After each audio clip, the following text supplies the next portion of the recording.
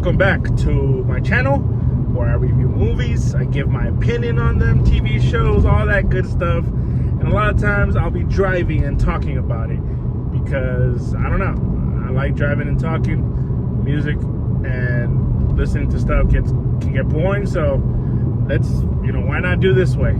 Today, it is my review for Guardians of the Galaxy Volume 3. I already did my review on my Instagram and my TikTok. For those of you who follow me on there, if anyone watches this, you can follow me on Instagram. You can find me on Instagram and TikTok by My Opinion Sucks. Just Google that. I don't know. Just search it up. And so this is my review for Guardians of the Galaxy Volume 3. I've always been a fan of Guardians of the Galaxy. I thought they were always fun, especially the first one. The first one I really, really like. The second one, I don't remember too much of it. I remember liking it, but never loving it. As you can see, since I don't remember too much of it, but I did like it. And so we got this third one from the trailers. It looks like it's going to be emotional. It looks like it's going to be a great addition to the MCU. And as of late, the MCU has been putting out some tough ones, some tough movies, and not the greatest achievements in the last couple of years since Endgame. But I'm happily, how do you say it? I can happily say that this one here is a great one. I truly, truly enjoyed Guardians of the Galaxy Volume 3. It is my favorite of all three. I loved it. I got emotional. I felt everything that I want to feel in a Marvel movie, in a superhero movie, in an MCU movie. And this is the type of movie that the MCU, Marvel Studios, Disney, whoever, they need to be at least to this standard here, because of what they did early on, right, with Endgame and everything, leading up to Endgame. And I feel like they haven't been doing that. The last great Marvel movie, I guess if you want to say, was Spider-Man, No Way Home. I personally love Shang-Chi as well, and I really like Doctor Strange, but other than that, it's been kind of subpar. And I feel like this is the standard that it should be at. And now that's to say, I still believe there are some downsides to this film, but let me talk about the positives first. Characters. This movie is driven by the characters, and I feel like this is where they did out of a lot of the franchises within the franchise of Marvel. I feel like this is where they did the best character development. I really, really enjoyed where everyone was at, from Star-Lord to Nebula to Gamora to Drax. Everybody was just in such a different kind of place, mindset, and I really enjoyed that. I feel like this movie was at its best when it was about them, when it was about the characters. And this is, to me, it's the epitome of that is Rocket's story. I feel the movie was at its best when we're looking at his story and what we're doing with him. This is really, truly his story, along with Star-Lord's. It's such a great emotional look back to see his origin and kind of what made him him, who created him, how they did it, and all the stuff they've alluded to in the past.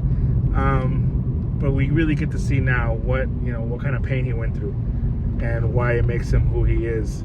And I really, really felt like the movie was at its best with that. With him, with the story of Rocket. It's a smaller story, and I appreciate that much more than giving us this huge, worldly, catastrophic thing going on that the Guardians have to do. I felt like this was perfect. Rocket's in trouble. He's hurt, and we're trying to help him. We're trying to help our friend, and that's essentially their mission. And that's what I really, really enjoyed about that in this movie. I also liked Gamora very much in this. She's a jerk, yeah, and she has an attitude, but obviously it's not the Gamora that we know and the one that they know. She's from another universe or from the past, however you want to. I hate that whole time traveling concept, but yeah, it's not her, and so her memory isn't. She doesn't have the memory of being with the Guardians or having the relationship with Quill. So I like that they didn't just bring her back in and all go right back into a relationship with Star-Lord. I enjoy that they're making her kind of a jerk and reluctant to even do any of that because she doesn't really know. She doesn't have those feelings. So I like that they're really doing that, and they're not just inserting her back in like everything's okay. I also like Nebula very much, and when she's really matured more into who she is. She's becoming, just really one of the group, one of the members, and it's really awesome to see. I actually like the comedy in this movie. I don't mind it. Some people think it's forced. I don't mind it. Does it hit all the time? No. Is it cheesy? Yeah, it can be very cheesy, but I really, really enjoyed it. I thought it was funny at times. And yeah, the action sequences are pretty cool for the most part. I thought the last action scenes were awesome. There's this corridor scene that's one of the best Marvel action scenes in a while. I really, really enjoyed that. And yes, you get all the emotion, you get everything out of this movie that I really liked. The writing is great. Loved it. The negative, I guess I could say, is even though I love the Rocket story, it is wrapped up in a typical Marvel movie, if that makes sense. It has similar beats to what we've seen in the past. And I guess that's not necessarily a bad thing. I mean, that's why we love Marvel, right? They're fun to watch. They have the beats and they do it well. When they do it well, they do it great. And I feel like that's the only maybe thing that I would say about this. You kind of know what's gonna happen. There are some moments where I was kind of caught off guard on what was going on. As far as with certain characters, I thought certain things were happening, and that was getting me pretty at the edge of my seat, and I enjoyed that. Also, probably my biggest critique is Adam Warlock. Man, what kind of a waste of a real dope character, a really dope character. I liked him. I like Will Poulter as Adam Warlock. I just feel like he was kind of shoehorned into this. He was great. I just feel like they kind of teased him in the last movie, and then I feel like here they were just kind of like, oh yeah, we gotta bring in Warlock. All right, we'll make him do this. And the way they inserted him, it just kind of felt a little rushed, and not rushed, just kind of forced a little bit. But he was fine. But yeah, those really are all my critiques. I think that's, for the most part, that's kind of my review. I love this movie. I thought it was great. Again, but it is your typical Marvel movie.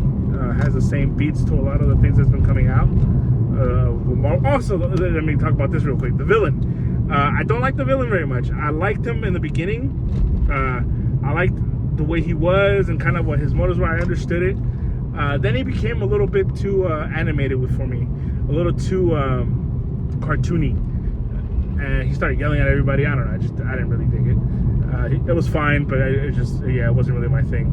But other than that, no, man, I really love this movie. I enjoyed it. The best Guardians movie, hands down.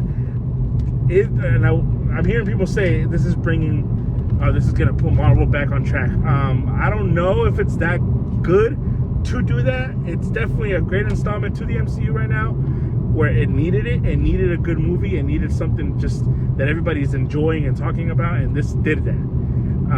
But that doesn't mean that Marvel's back. They still have some work to do as far as quality. But nonetheless, I really enjoyed this. 3.9 out of 5. Just cutting it to a 4 just because of certain, like I said, the things that do bother me kind of do bother me a little bit. But that's it. That's my review. If my opinion sucks, let me know. That's all I got for right now. Thanks, guys. Peace.